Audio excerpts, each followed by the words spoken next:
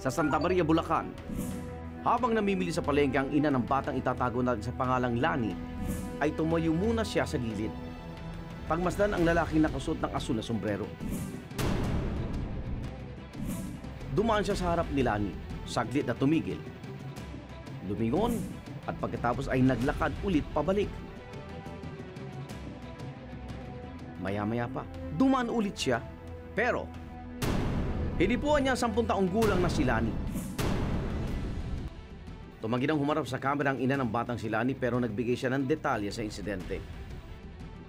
Nagsumbong daw ang anak sa kanya tungkol sa nangyari, nireport nila ito sa pamunuan ng palengke. Pero hindi na nila nakita ang suspect.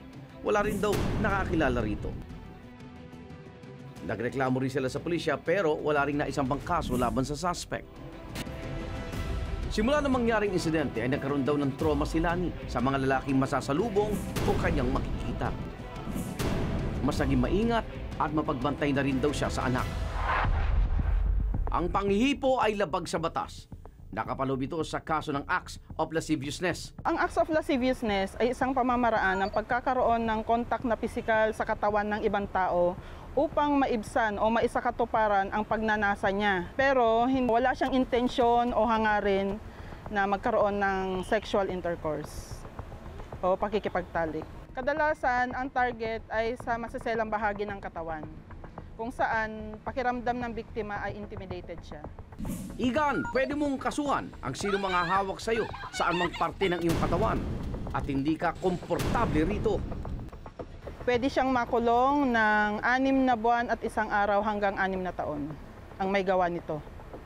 So may batas na nagpaparusa dito, kaya ang mga biktima hindi dapat mag-atubiling humingi ng tulong o kasuhan yung mga may gawa.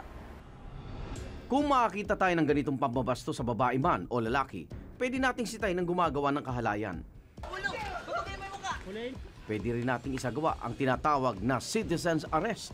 Ang panghuhuli, pwedeng hilain mo siya o basta i-restrain mo siya tapos dalhin sa pinakamalapit na police station o magpatulong kung merong makitang ibang tao para may kasamang hahawak sa kanya para madala siya doon. At doon, pwede na siyang kasuhan. Pwede rin naman kung ikaw mismo ang biktima, tantyahin ang sitwasyon. Kung posible ay pwede mo siyang hawakan sa kamay at humingi ka ng saklolo sa paligid para madala siya sa otoridad. Ayon sa Philippine National Police o PNP, kapag minor de edad ang biktima ng panghihipo ay pwedeng kasuhan ng child abuse ang suspect. As much as possible, kung pwede rin, citizen's arrest. Yun yung pinakamadaling paraan kaysa maghanap ka pa ng huhuli unless merong malapit na pulis na naka-duty na pwedeng tawagin. Ayon sa isinasagawang pag-aaral ni Professor Christian Nicomedes, ang mga lalaki ng hihipo ay posible na may psychological disorder. Hindi lang daw sila basta manyak. Yun yung layman's term, manyak. Pero paraphilia ang tawag sa psychology.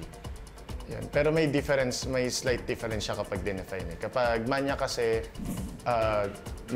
nandun pa rin yung normal arousal. Hindi mo lang mapigilan yung urges mo.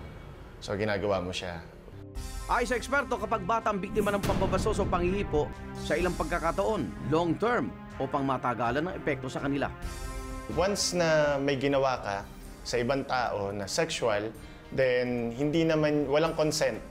So, matuturing natin yung sexual harassment. Usually kapag bata, ang problem dito, hindi nila alam na mali pala yung ginawa sa kanila. Kapag paulit-ulit, then medyo may memory naman na siya. By the time na na-realize na niya na, ay mali yung ginawa sa akin nung bata ako, doon pumapasok yung trauma ulit. Ang problema, karamihan ng biktima ay pinipiling manahimik na lang. Sa atin sa Pilipino, konserbatibo tayo. Kapag nasabing nahipuan ka, na-report mo yung perpetrator mo, kasabay nun yung image mo na nahawakan ka na ng ibang tao. So, nandun yung hiya. Sa hanay ng pulisya, Mas pinalalagaan naman nilang impormasyon tungkol sa karapatan ng mga kababaihan at mga bata.